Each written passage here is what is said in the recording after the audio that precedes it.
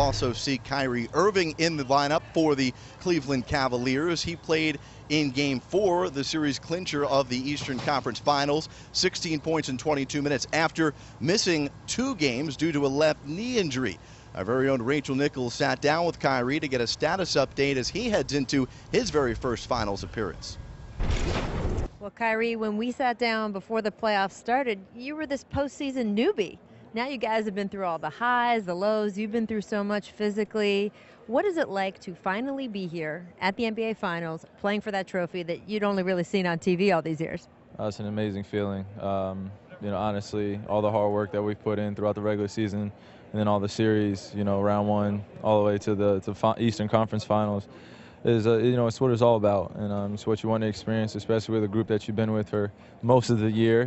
We've had a lot of changes and, like you said, a lot of ups and downs. So this is where it all boils down to, is playing at the highest stage and playing for the Larry O'Brien Trophy. Your health has been such a factor these past few weeks.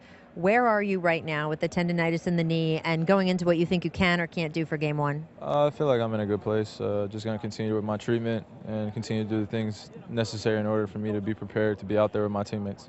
Your coach said yesterday your progress has been slower than expected. Yeah. Like I said, I'm in a good place, where I am physically. Obviously, you just have to take time, listen to your body, but I will be ready for Game 1 and be out there with my teammates. And playing hurt involves a lot of things. It's not just physical. You've talked about the mental aspect. You said you have to play some mental games with yourself. What are you talking about?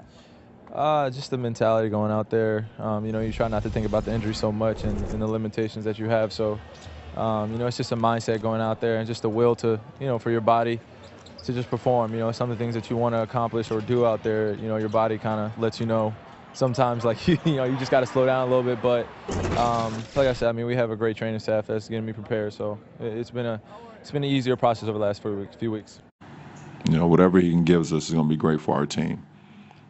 Kyrie at 50, Kyrie at 60, Kyrie at 70 is better than Kyrie at 0. His presence on the floor, when that number 2, Irving, steps on the court, he's a presence. And the defense has to be aware of him, has to account for him because his ability just to make plays. And, but you definitely can appreciate it. Any guys playing through injuries, we all are at this point, but he's dealing with something that's even more challenging. So you definitely commend him.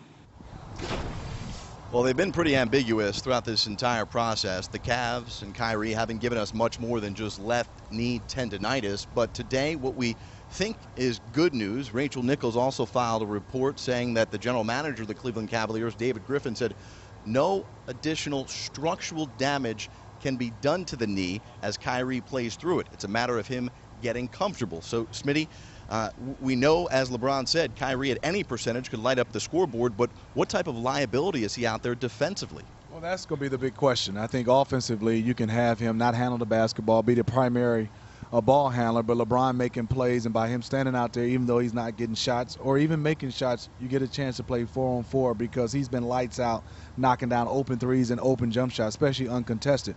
But the question is, obviously, how much he can give them defensively, and there's the challenge, I think, for David Blatt and his coaching staff, Rick. How long do you have him playing as a starter? Do you get him out and maybe have him go up against some of these second-unit players? On that starting lineup for the Golden State Warriors, there's nobody's going to let him off the hook. And I understand he's injured, but this is the finals. They won't care. Yeah, I think it's going to be a balancing act. How much is he giving you offensively versus how much is he costing you defensively? Where do you hide him? I don't know if you can necessarily hide him, to your point, with that first unit. But this second unit has been pretty deep. This team in general has been pretty good. The speed of Leandro Barbosa, the length and height of Sean Livingston. So, unfortunately for Kyrie, he's not going to be at his best, but I got to believe he wants to be out there. And he's savvy enough, his IQ is high enough, his skill sets are there regardless of the physical limitations to be able to find a way to affect this game.